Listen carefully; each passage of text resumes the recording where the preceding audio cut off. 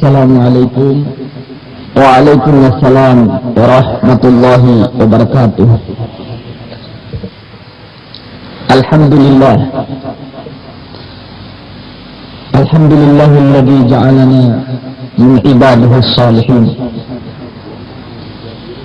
wa ja'alana minal muttaqina ilaihi al-qa'imin lihudubillah wa hududi sayyidina al-mursalin Muhammad bin Abdullah. Allahumma salli wa sallim wa barik ala sayyidina Muhammad sayyidul awwalin wal akhirin Muhammad bin Abdullah wa ala alihi at-tahirin wa ashabihi at-tayyibin wa man salaka sunanahu naja min yaumina hadza ila yaumiddin, amma ba'd. Yang saya cintai dan yang saya muliakan para habaib, para alim ulama, para asatidzah, para cendekiawan, adik-adik, para pemuda dan pemudi, hadirin dan hadirat, para pengurus Masjid At-Taqwa yang sama-sama berbahagia. Saya sangat merasa nikmat sekali masuk di masjid ini, karena masjid ini mengingatkan kepada kita untuk bertakwa kepada Allah Subhanahu wa Ta'ala sesuai dengan namanya At-Taqwa. Apa sebenarnya At-Taqwa itu?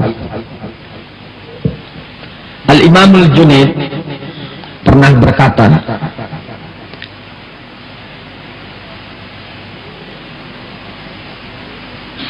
At-tariq ilallah kulluha masdud illa man iqtafa athara Rasulillah sallallahu alaihi wasallam.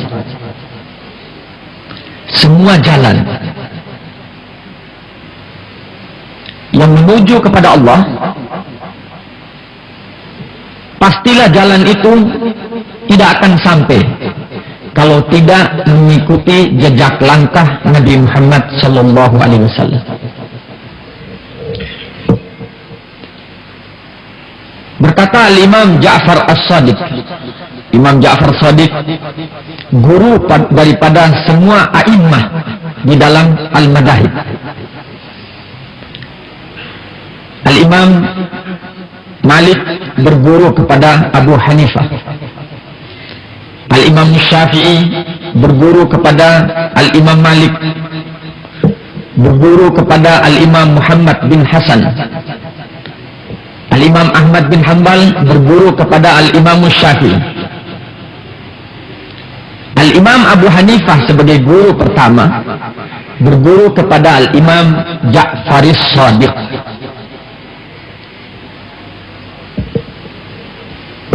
Al-Imam Ja'far Shadiq bin Ali Zainal Abidin Ibn Al-Husain binti Fatimah, cucu ketiga daripada, cucu keempat daripada Rasulullah sallallahu alaihi wasallam.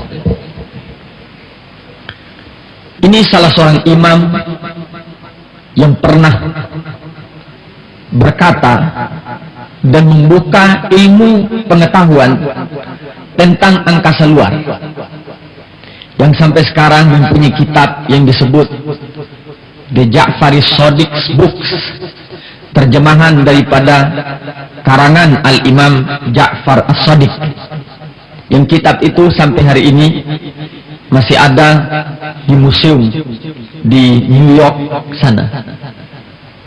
Kitab itulah yang menjadi pusat ilmu pengetahuan yang dipakai oleh orang-orang barat untuk mengenal tentang ilmu angkasa luar.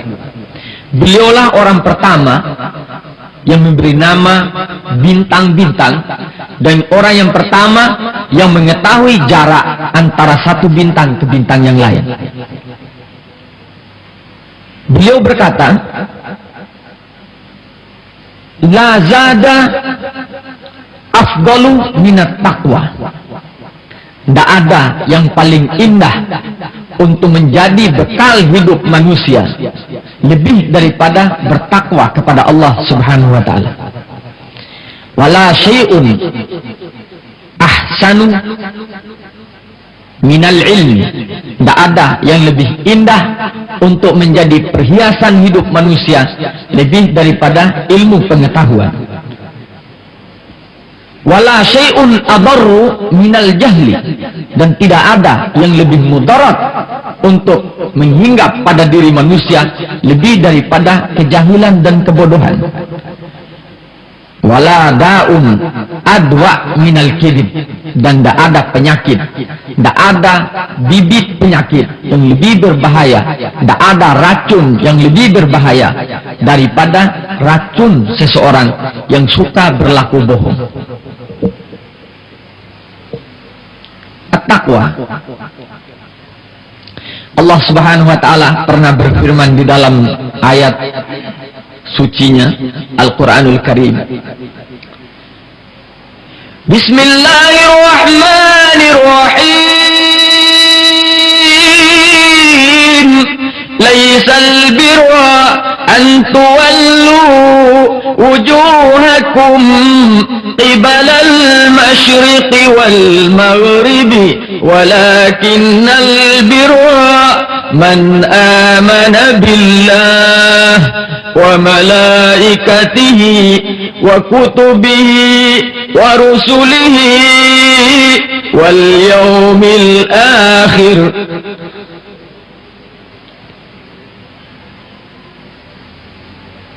Laisal birra an tuwallu wujuhakum qibala al-masyriqi wal maghribi walakinnal birra man amana billah. Bukan berarti orang sudah berbuat baik, orang yang menghadapkan wajahnya ke timur dan ke barat. Tapi orang yang berbuat baik, man amana billah, orang yang beriman kepada Allah. Iman kepada Allah ini artinya sangat luas. Mata diminta beriman, kuping diminta beriman, lidah diminta beriman, hati diminta beriman, kaki tangan diminta beriman, zahir dan batin diminta beriman oleh Allah Subhanahu wa taala.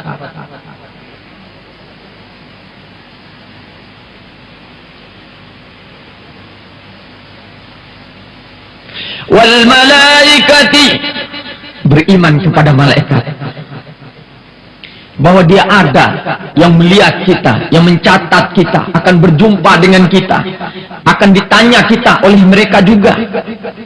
Harus kita beriman dengan itu. Wal kitab, ada kitab yang diturunkan oleh Allah untuk menjadi pedoman hidup manusia ini. Tidak hanya dibiarkan hidup begitu saja, ada pedoman untuk kita mengenal jalan mana untuk kita menuju kepada Allah Subhanahu wa taala. Wan nabiin, ada nabi-nabi. Tidak usah repot. Kalau kita kurang paham tentang Al-Quran, ada lidahnya nabi yang menerangkan tentang Al-Quran itu. Selain itu mereka menunjukkan mukjizat-mukjizatnya untuk kita, supaya kita tidak semata hanya beriman dengan kata, tapi kita dapat dibuktikan dengan perbuatan dan kelakuan mereka yang tidak mampu untuk manusia biasa melakukannya. Wa atal mala ala hubbihi dawil qurba wal yatama wal masakin wabnas sabil والسائلين وفي الرقاب وآتى المال على حبه ذوي القربى واليتامى والمساكين وابن السبيل والسائلين وفي الرقاب. Sudah kita beriman dengan Al-Quran, mengenal Nabi, beriman kepada Allah, kita diminta untuk berbuat. Bukti daripada iman itu harus ada amal, kata Allah Subhanahu wa taala. Apa amal? Jangan hanya punya mata yang beriman, lalu kita melihat orang miskin tetap berjalan di atas bumi ini. Jangan kita diberi kuping mendengar, lalu kita hanya mendengar ada anak-anak yatim yang hidupnya kelaparan di kampung dan di rumah atau menjadi jirannya kita. Mungkin ada keluarga kita yang tidak mampu menutup kebutuhan di dalam rumah, lalu kita tidak mempunyai hati sayang dan kasihan kepada mereka, guna bisa hidup mereka seperti nikmatnya kita rasakan hidup.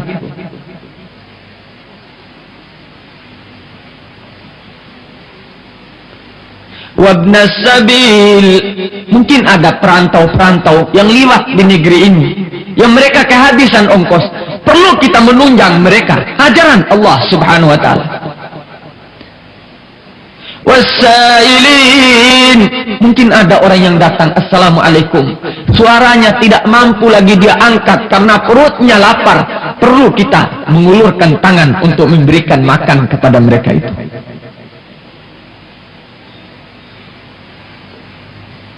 Baru namanya kita orang yang beriman kepada Allah Subhanahu wa ta'ala. Wa aqamas shalah wa ataz zakah wal mufuna bi ahdihim idza ahadu was sabirina fil ba'sa'i wad dharra'i wa hinal ba's. Ulaika alladzina sadaqu wa ulaika humul muttaqun.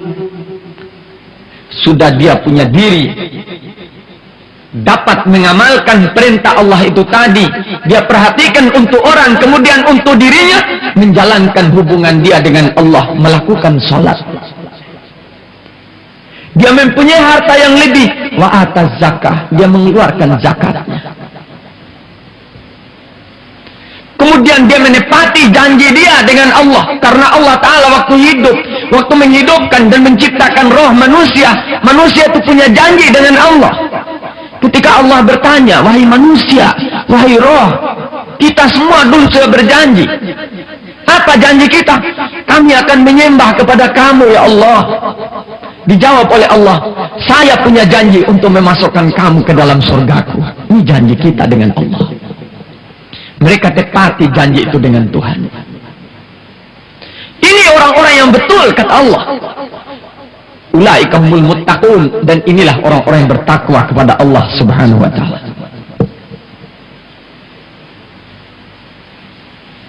Pernah seorang aulia yang bernama Ibrahim Al-Atrus duduk bersama Al-Imam Ma'ruful Karhi. Sebab manusia tidak semuanya bisa untuk dibawa kepada kebaikan, tidak mungkin.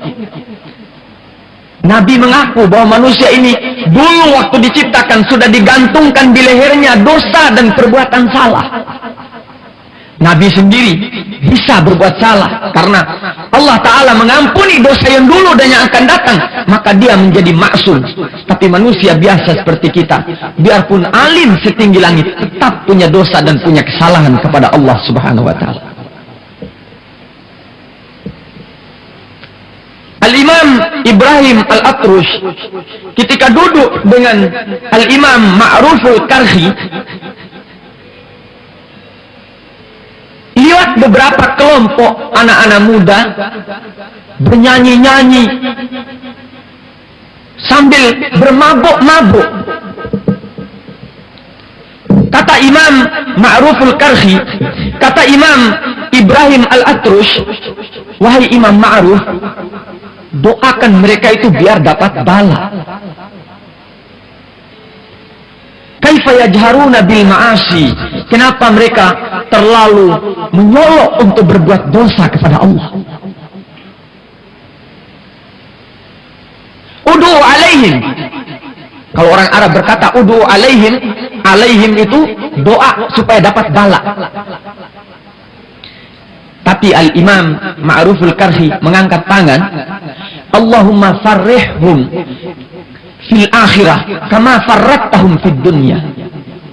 Ya Allah, kasih kegembiraan mereka ini di akhirat kelak, di dalam surga, sebagaimana kamu kasih kesenangan dan kasih gembira waktu di bumi ini.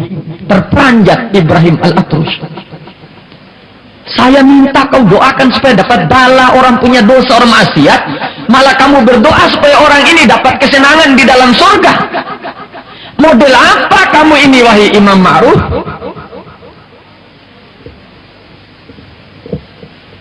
Kata Al-Imam Ma'ruf, Ibrahim, pernah dulu Nabi Allah Ibrahim alaihissalam didatangi oleh seorang tamu Majusi. Ketika tamu Majusi ini mengetok pintu Nabi Allah Ibrahim, tamu itu berkata, wahai Ibrahim, tolong aku jadi tamunya kamu semalam ini dan berikan aku makan. Tapi Nabi Ibrahim menjawab, la adifuka illa idza aslamta. Aku tidak mau kamu menjadi tamuku kecuali kapan kamu masuk Islam, agamaku. Ini jawaban Nabi Ibrahim alaihissalam.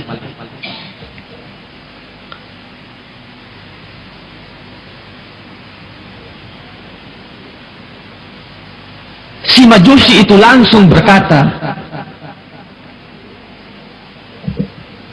apa yang menjadi tanggungan kamu kalau saya mengikuti agama kamu? Apa urusannya? Saya mau datang bertamu, lalu harus mengikuti agama kamu.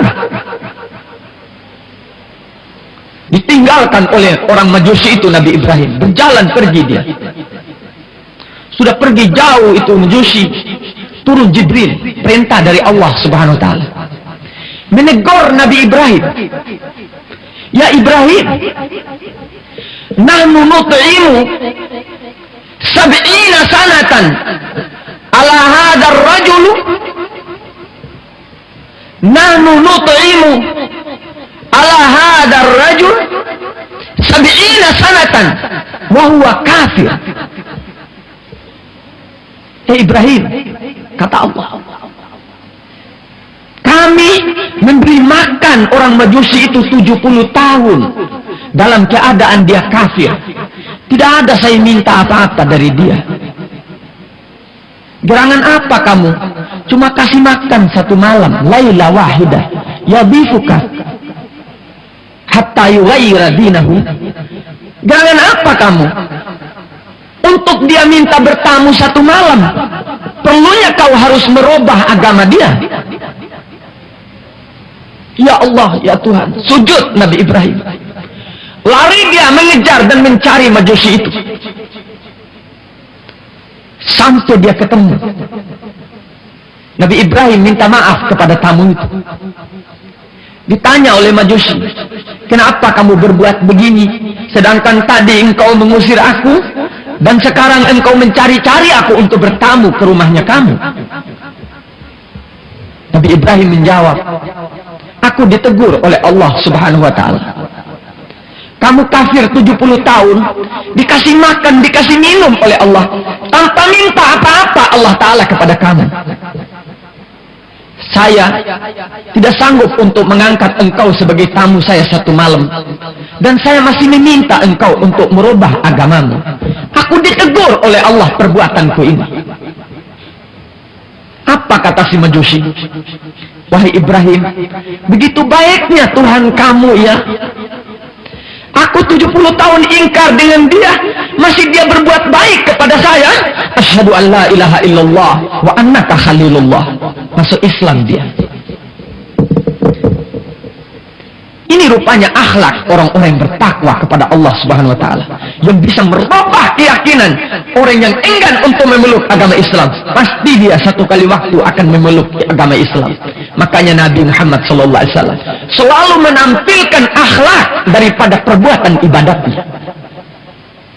Ketika Nabi berumur 35 tahun, belum lagi jadi Rasul, waktu terjadi taufan, roboh itu Ka'bah, batu Hajar Aswad terbuang di fina, di lapangan daripada Masjidil Haram.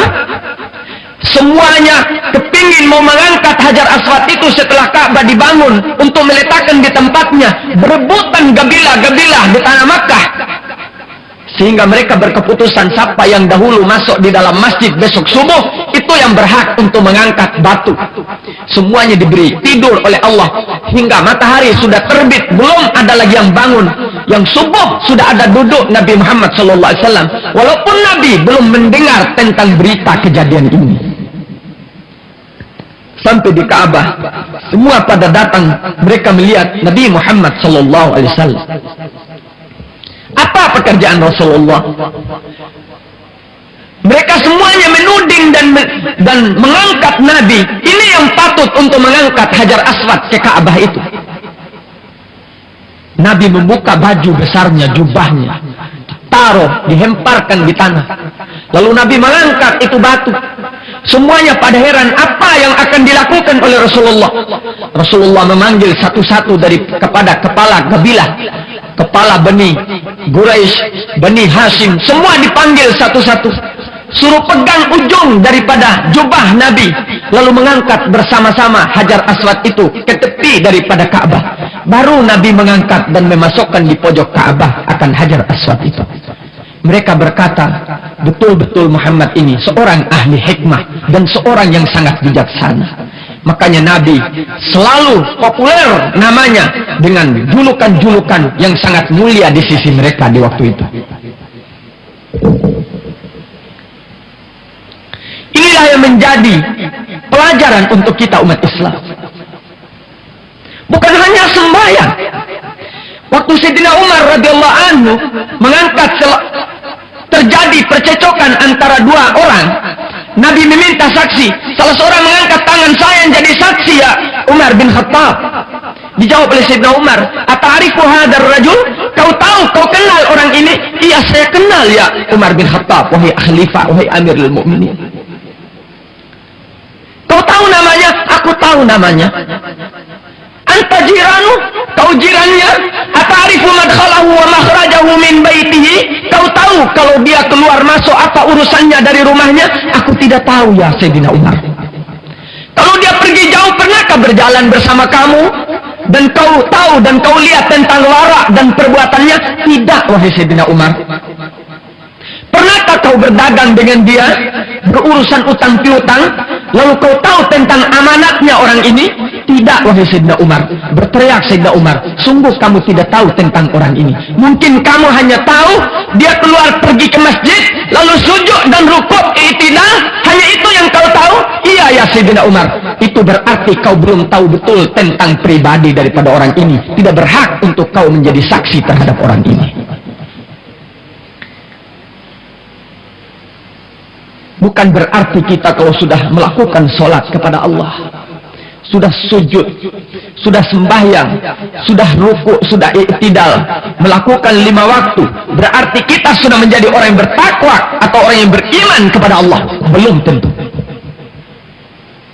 Kalau belum kita melaksanakan 16 perkara yang ditulis di dalam ayat laisal birra an tuwallu wujuhakum qibalal masyriqi wal maghrib. Begitulah cara mereka menyampaikan ajaran Allah. Ada pula yang menyampaikan ajaran Allah dengan hanya melihat pandangan syariat, seperti Ibrahim Al-Khawas. Ibrahim Al-Khawas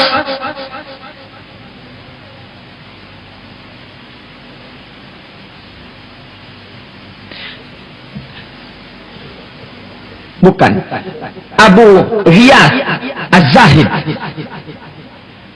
Beliau tinggal di negeri Bukhara, dan di sana dia tinggal di kuburan, tidak mau tinggal di kota, tinggal di kubur. Dari zuhudnya, karena takut kalau pergi ke kota terpengaruh oleh keadaan kota, dia tinggal di kuburan, jaga kubur hidupnya. Seorang wali dan aulia ulama besar. Satu kali waktu dia ingin pergi ziarah saudaranya di kota. Berjalan-berjalan, ketemu anaknya Raja Nasir bin Muhammad, juga sedang bermusik-musikan di jalan dengan beberapa teman. Apa kata Abu Ghiyas?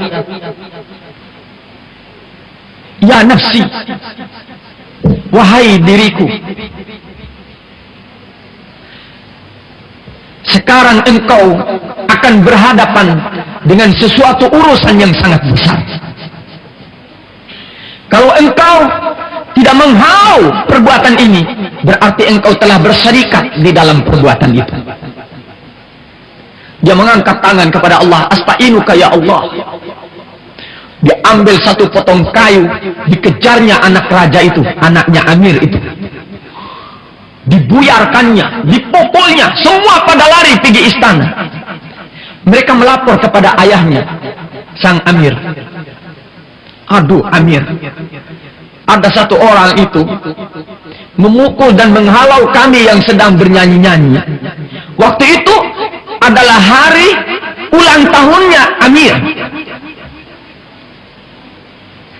Si raja berkata, bawa dia kemari. Kemudian Amir bertanya. Amir mengutarakan satu kata. Ata'arifu ya Abaghiyah?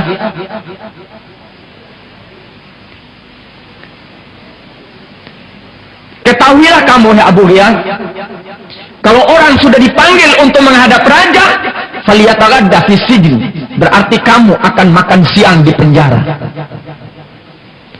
Tapi Abu Ghiyah menjawab, wahai Amir, siapa yang dipanggil oleh Allah untuk menghadap, maka dia harus makan malam di dalam neraka. Ini orang sudah sempurna, dia punya ilmu. Dia boleh melakukan dakwah dengan secara al-amr, man ra'a minkum munkaran falyughayyir biyadihi. Barang siapa yang melihat sesuatu kemungkaran, boleh dihancurkan dengan segala kekuatan. Tapi ilmu zahir dan batinnya sudah sempurna. Kita belum. Kita cukup dengan lisan. Dan orang-orang sekarang bisa dengan lisan saja sudah mau mengikuti ajaran Nabi Muhammad SAW. Cukup dengan akhlak yang indah, yang bagus, mau orang mengikuti kita insya Allah. Akhirnya raja bertanya, Amir bertanya, ma ya'muruka bil hisbah hadi? Siapa yang mengangkat kamu menjalankan amal ma'ruf nahi mungkar di negeri ini? Dijawab oleh Abu Ghiyah, alladzi ya'muruka an yakuna khalifan fi hadzal bilad huwa alladzi ya'muruni bil hisbah fi hadzal bilad. Yang menyuruh kamu untuk menjadi amir di negeri ini, yang mengangkat kamu menjadi amir di negeri ini, itulah pula yang mengangkat saya menjadi orang yang harus menjalankan amal ma'ruf nahi mungkar di negeri ini. Amir itu menjawab, aku diangkat oleh khalifah. Oh, aku diangkat oleh Rabbul Khalifah.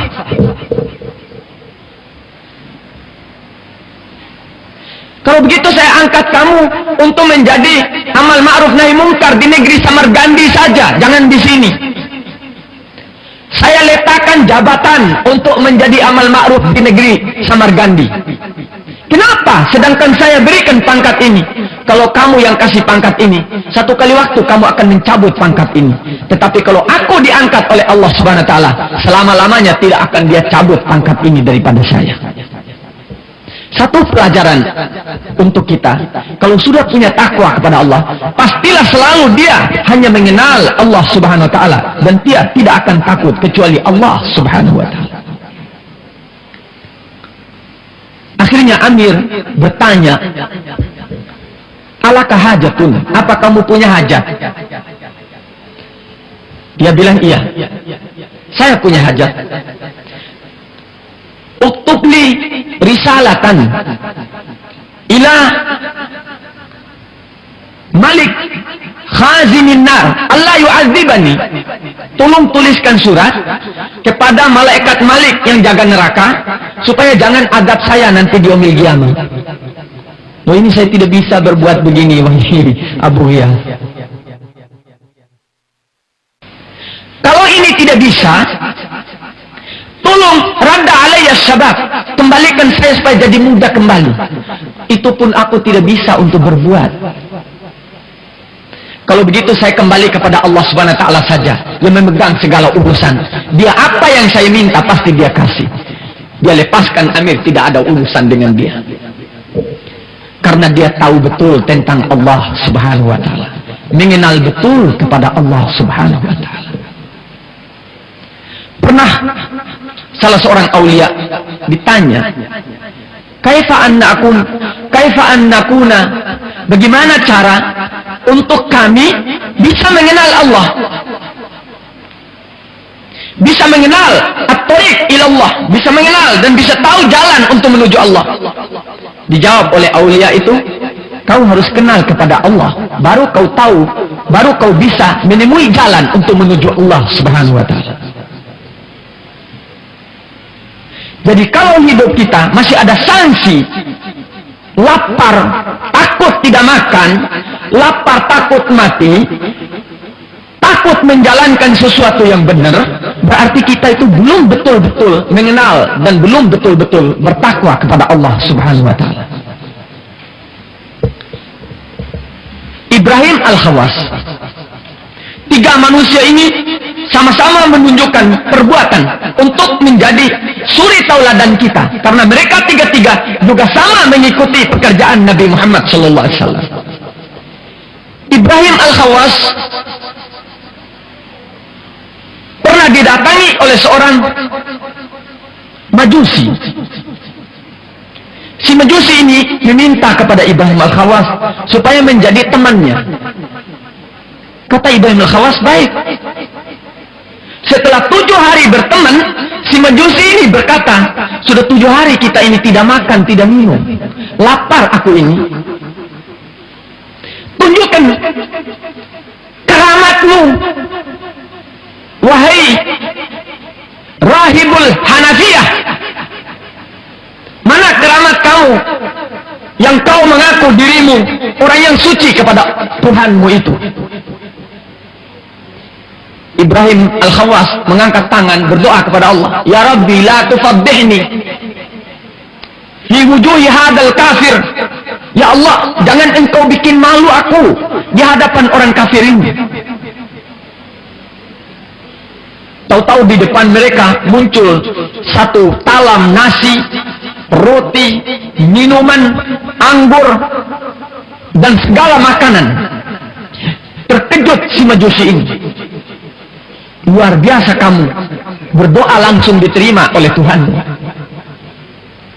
Akhirnya sesudah makan mereka pun berjalan menuju Makkah. Orang dulu-dulu tidak seperti kita. Mereka mau capek, bukan saja dalam urusan beribadat. Mereka mau capek untuk mencari jalan mendekat kepada Allah. Berbagai macam cara di dalam mujahadahnya.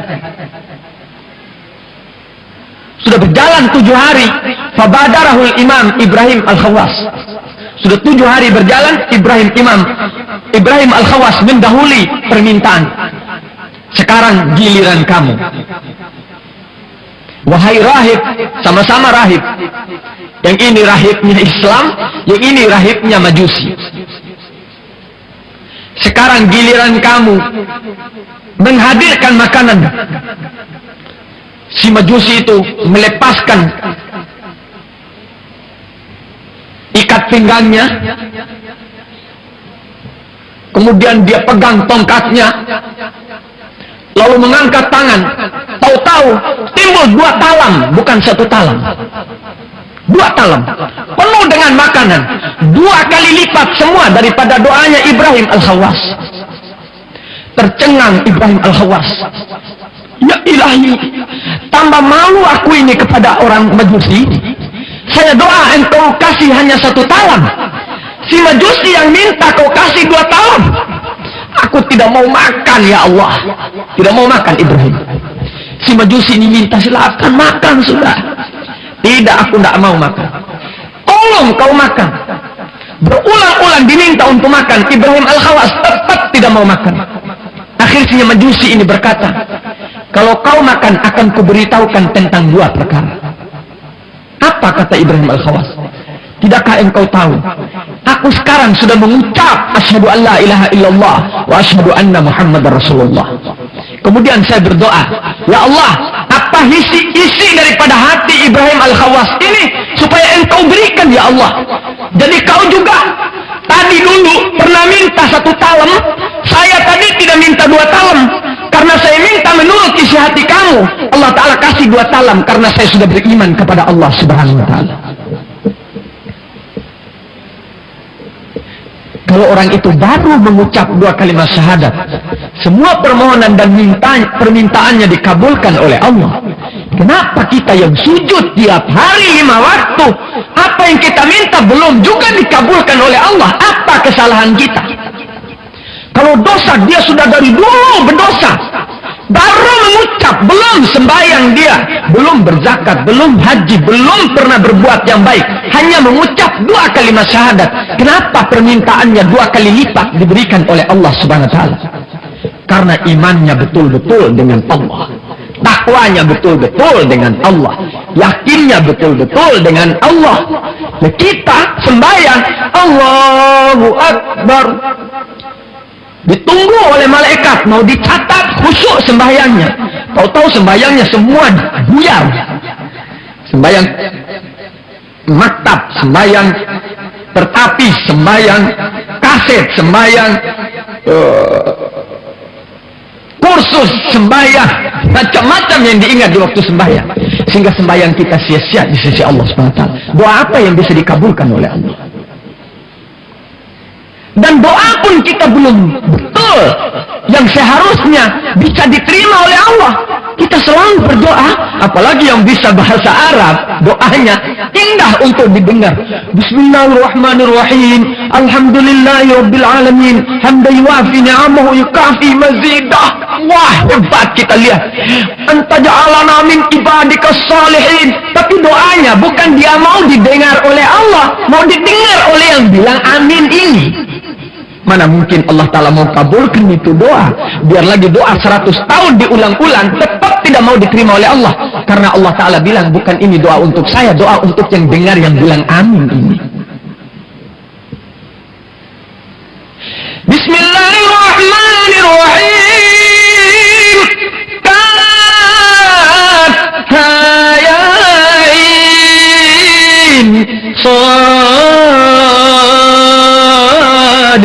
Dikru rahmati rabbika abdahu Zakaria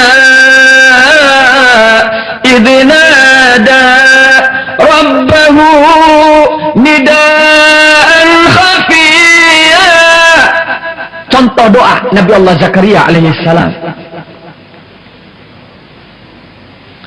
Rabbi inni wahanal azmu minni washta'ala ar-rasu shayba walam akum bidu'aika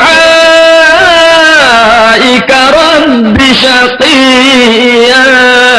Doanya mereka, ya Allah, telah lemah tulang-tulangku ini. Itu doa, cara doa. Ya Allah, rambutku sudah pada putih ini ya Allah. Jangan sampai doaku ini sia-sia ya Allah. Apa yang dia minta?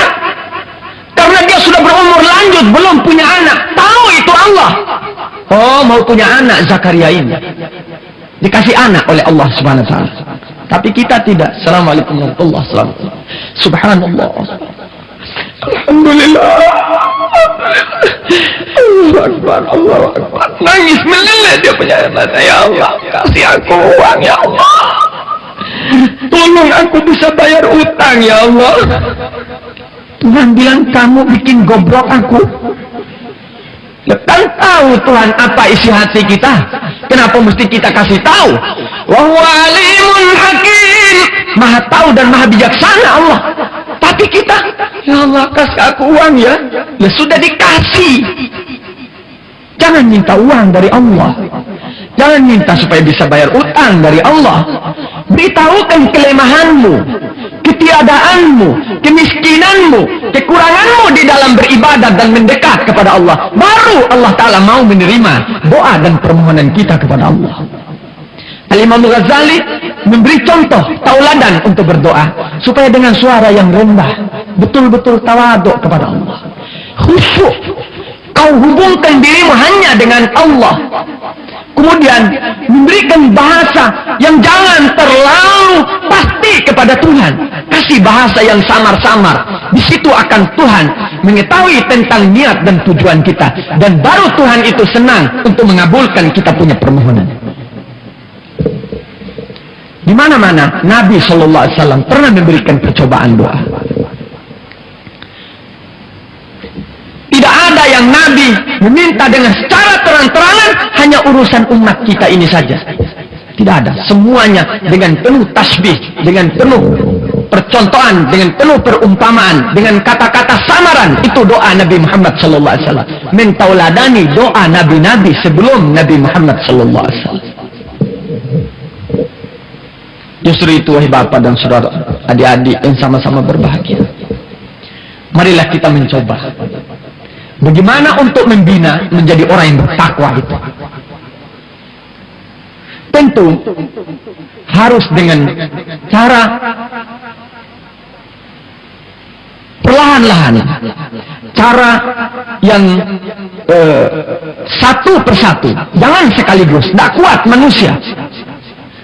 Perlahan-lahan, seperti baca ayat, satu ayat, lihat alif lam mim, dzalikal kitabul la raiba fihi hudal lil muttaqin. Lihat tafsirnya apa? Diisi di dalam hati. Ketemu lagi ayat satu, baca, dilihat, dimasukkan di dalam hati. Sehingga isi hati ini hanya cinta kepada Allah. Baru bisa masuk kata takwa kepada Allah Subhanahu wa taala untuk kita yang hidup ini. Kalau tidak bisa jadi manusia takwa kita. Pasti ketemu teman, kalau teman jadi baik, kita punya hati akan berkata tidak benar. Melihat teman kaya, kita punya hati akan berkata tidak benar. Melihat teman bagus, kita punya hati akan berkata tidak benar. Melihat teman indah, kita punya hati akan berkata tidak benar. Semua perbuatan orang akan jadi salah kalau tidak ada kita isi takwa di dalam hati sanubari kita. Marilah kita berusaha mencoba dengan cara, berbagai macam cara yang telah diajarkan oleh Nabi Muhammad SAW. Inilah harapan saya dan permohonan saya. Mudah-mudahan Bapak, Ibu, Saudara-saudara, adik-adik di dalam tetap mengikuti pelajaran ilmu pengetahuan. Marilah kita isi. Dengan ilmu itu kita amalkan. Karena kalau ilmu tanpa amal, akan ilmu itu jadi mudarat bagi kita. Al-Habib Abdullah Al-Haddad pernah berkata, ilmu itu seperti tetesan air hujan. Kalau dia masuk di dalam kulitnya kerang, ditutup, niscaya dia menjadi mutiara di dalam kerang itu. Tapi kalau titikan air hujan ini jatuh waktu ular menganga dia punya mulut, kena lidahnya ular, air hujan itu menjadi racun bagi ular itu, akan membawa mudarat bagi orang lain. Makanya supaya kita berusaha sedikit demi sedikit ilmu yang kita terima ini kita kerjakan walaupun satu kali. Pernah Al-Imam Sufyan Ats-Tsauri datang kepada Al-Imam Ja'far As-Shadiq. Beliau datang untuk bertanya, saya minta ilmu yang kau terima dari Rasulullah, wahai Imam Ja'far, ilmu yang kau terima dari nenek-nenek ayahmu. Apa kata Imam Ja'far Shadiq? Kalau di suatu waktu engkau menemui maksiat sudah bergelimang di masyarakat, banyak-banyaklah engkau beristighfar kepada Allah. Kalau engkau menemui banyak nikmat yang bergelimang pada masyarakat, banyak-banyaklah engkau bersyukur kepada Allah. Kalau engkau melihat sudah banyak manusia itu hidupnya muktam, hidupnya selalu sumpah, selalulah kau baca la haula wala quwata illa billahil aliyil azim. Keluar Imam Sufyan Ats-Tsauri mengamalkan kalimat la haula wala quwata illa billahil aliyil azim, membaca istighfar astaghfirullah, mengucap alhamdulillah 3 kali. Ditanya oleh muridnya, kenapa kau langsung membaca? Karena ilmu harus diamalkan. Makanya umat Islam tidak boleh kagum melihat sesuatu. Entah melihat adanya nikmat atau melihat banyaknya maksiat, tidak perlu kita khawatir. Lebih-lebih kalau kita melihat ada orang yang menunjukkan keramatnya, tidak perlu kita kagum. Karena keramat tidak harus untuk umat Nabi Muhammad SAW. Bisa terjadi untuk orang-orang yang di luar daripada Islam. Bisa berbuat sesuatu, walaupun itu namanya istidraj. Tapi bisa akan membawa kita tertipu oleh keadaan-keadaan yang seperti ini. Selagi tidak sesuai jalan menurut ajaran Nabi, tidak perlu kita itu kagum dan tidak perlu kita itu bingung. Abu Yazid Al-Bustami, waktu beliau mengajar, muridnya tidak sedikit, ribuan kalau satu kali mengajar. Salah seorang murid lapor kepada Abu Yazid, wahai Abu Yazid, wahai Abu Yazid, ada di kampung sana seorang wali keramat. Apa dia punya ucap menjadi? Kata Abu Yazid, insya Allah kalau nanti libur sekolah, libur pelajaran, aku mau datang ziarah si wali Allah itu. Satu kali waktu terjadi liburan, berangkat Abu Yazid dengan murid-muridnya untuk menziarahi si wali ini.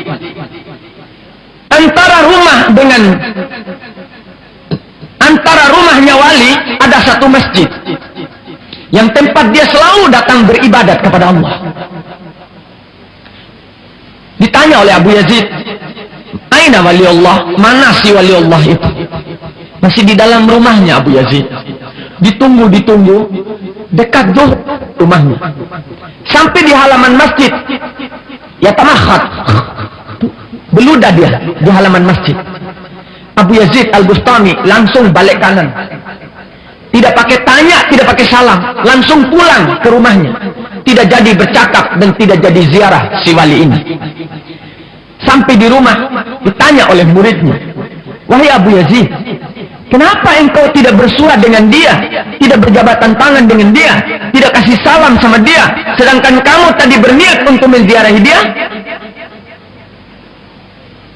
Dijawab oleh Abu Yazid Al-Bustami, huwa laisa waliyun min awliyaillah, dia bukan wali Allah. Kenapa Abu Yazid?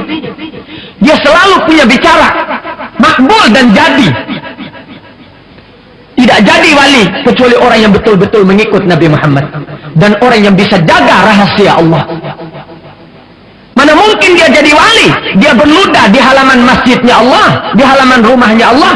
Menjaga ludah saja di rumah masjid, di rumahnya Tuhan dia tidak bisa, apalagi menjaga rahasia wali Allah dari Allah Subhanahu wa taala. Sampai di situ perbuatan manusia, baru dia bisa mulia di sisi Allah. Kita enak-enak, apalagi di Indonesia, di Madura, di masjid dipakai rokok, merokok di dalam masjid. Di sini saya lihat, alhamdulillah, biar di jalan sudah sedikit orang yang merokok. Bisa dihitung dengan jari orang yang merokok di Singapura ini. Apa sebab? Kenapa? Ingin betul-betul mengikuti ajaran Nabi,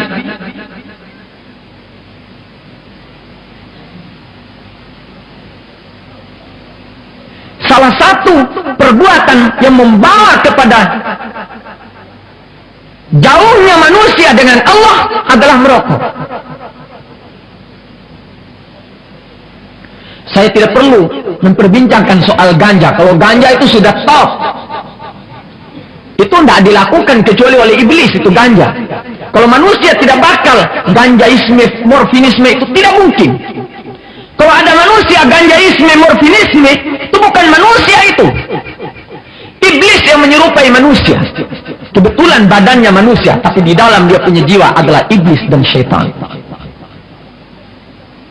Allah Ta'ala ketika menyuruh Nabi Adam tinggal di dalam surga, yang dilarang mendekati pohon. وَلَا تَقْرَبَا هَذِهِ الشَّجَرَةَ فَتَكُونَا مِنَ الظَّالِمِينَ. Jangan dekat dengan pohon ini wahai Adam. Kalau kamu nanti mendekat saja, bakal jadi zalim kamu wahai Adam. فَأَزَلَّهُمَا الشَّيْطَانُ عَنْهَا. Tapi dia ditipu oleh setan, lalu dia makan pohon itu. Ahli-ahli tafsir berkata, buah. Tuhan berkata pohon, kok bilang buah? di dalam tafsir, ilmu usul tafsir, apa arti sebenar daripada firman Tuhan, kata-kata Tuhan, itulah yang menjadi arti yang utama untuk pengertian daripada manusia. Tidak boleh mengambil takwil, tidak boleh mengambil terjemahannya sebelum mengenal arti yang sebenarnya. Itulah arti sebenar yang menjadi bahan hidup untuk manusia. Tuhan bilang pohon, ya pohon, jangan bilang buah. Pohon apa? Setelah Adam makan ini pohon, terbuka dia punya baju, terbuka dia punya aurat. Kalau menurut akal, manusia kalau sudah pakai baju, baru bisa terbuka kalau dia buka sendiri atau dirobek-robek oleh orang. Bagaimanapun kencang angin, tidak mungkin bisa membawa baju ini sampai terbuka dari badannya manusia. Walaupun datang angin kencang, akan orang itu pegang bajunya. Tetapi, karena setelah makan pohon ini, lemah saraf Nabi Allah Adam, hilang akalnya, lalu dia buka dia punya baju, dia senang telanjang daripada menutup auratnya, karena tertipu dan akibat makan pohon yang dilarang oleh Allah Subhanahu wa Ta'ala ini. Kita melihat para perokok, kalau sudah sesuatu dia menghadapi persoalan, panik dia, tidak bisa berpikir. Kapan dia ceret merokok, keluar dia punya pikiran. Ini membuktikan bahwa setiap perokok lemah sarafnya. Jadi rokok itulah yang menimbulkan perangsang, yang membawa sarafnya hidup kembali untuk dia bisa berpikir. Mudaratnya merusakkan saraf manusia. Makanya Habib Abdullah Al-Haddad berkata, bagi para perokok dikhawatirkan mati lupa baca kalimat la ilaha illallah Muhammad Rasulullah. Kalau dia dalam keadaan segar bugar, tidak bisa berpikir karena lemah sarafnya, apalagi sedang sakarat, dan dia berhadapan dengan malaikat maut, tentu pasti dia lebih lupa lagi untuk mengucapkan kalimat la ilaha illallah. Betul kata Habib Abdullah Al-Haddad, dikhawatirkan dia lupa untuk mengucap kalimat la ilaha illallah, rokok itu.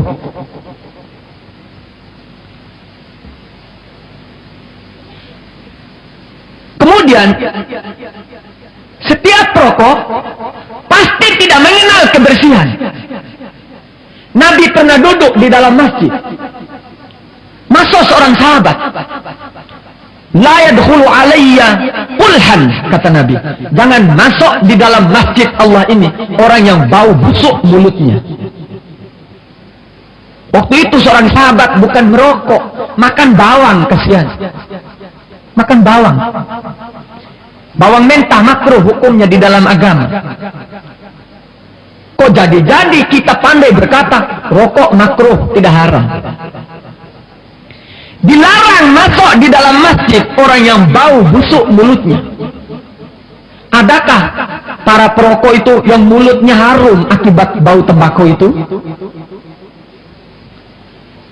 Syariat mana bisa dia ikuti untuk bertemu dan berjumpa dengan takwa selagi dia tidak cocok dengan ajaran dan pekerjaan Nabi Muhammad SAW?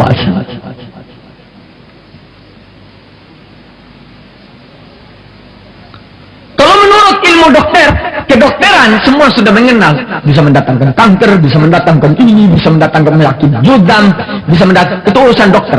Saya bukan dokter. Tapi saya ingin membawa umat Islam supaya bisa berjalan pada jalan yang diatur oleh Nabi Muhammad SAW. Di dalam soal kebersihan, selalu para perokok itu, kalau dia naik mobil, di Singapura kalau orang buang puntung rokok di jalan, kasih denda berapa? 30 ringgit. 30 ringgit. Cukup besar uang Indonesia. Kenapa buang puntung rokok lalu didenda? Karena mengotori jalan. Kekotoran tidak diperkenankan oleh agama. Al-Islam an-nadhafah. Islam itu kebersihan. Innallaha thayyibun yuhibbut thayyibat. Allah Ta'ala itu suka kepada yang baik-baik, tidak suka kepada yang tidak baik. Innallaha jamilun yuhibbul jamal. Allah Ta'ala itu suka kepada yang bagus-bagus, tidak suka kepada yang tidak bagus. Dikasih jari yang bagus oleh Tuhan, akibat merokok sampai kuning-kuning, dia bikin kotor ciptaan Allah Subhanahu wa Ta'ala. Apa ini tidak mengkufuri akan nikmat Allah Subhanahu wa Ta'ala? La in kafartum inna kalau kamu mengkufuri nikmat Allah, bakal kau mendapat satu prihatin ancaman adab dari Allah Subhanahu wa taala. Makanya umat Islam, banyak yang kita lihat, yang sedikit yang tidak berarti, tapi cukup melempar jauh kita daripada pintu Allah Subhanahu wa taala. Marilah kita berusaha mencoba kembali ke jalan Allah yang seorisinil-orisinilnya, sebagaimana asal mula ajaran Nabi Muhammad SAW, supaya orang lain bisa melihat kita umat Islam, bisa menjadi tauladan, bisa menjadi pandangan. Ini Muslim itu. Saya tadi mendapat satu kabar gembira, di mana banyak orang melihat di Singapura ini, mereka suka pergi melihat kebersihan-kebersihan daripada rumah tangga orang Islam. Memang itu ajaran Nabi kita, bukan pribadi, itu ajaran Rasulullah, ajaran Al-Quran yang perlu kita kerjakan, yang perlu kita ikuti. Mudah-mudahan Allah Subhanahu wa taala memberikan di dalam hati kita hati yang sejuk untuk mau menerima ajaran Allah, hati yang sejuk untuk mau menerima ajaran Nabi Muhammad SAW. Walaupun pedih kata ulama, walaupun pedih lisannya ustadz atau guru, marilah kita mengambil hikmahnya untuk menjadikan bahan hidup supaya kita selamat dari dunia sampai di akhirat.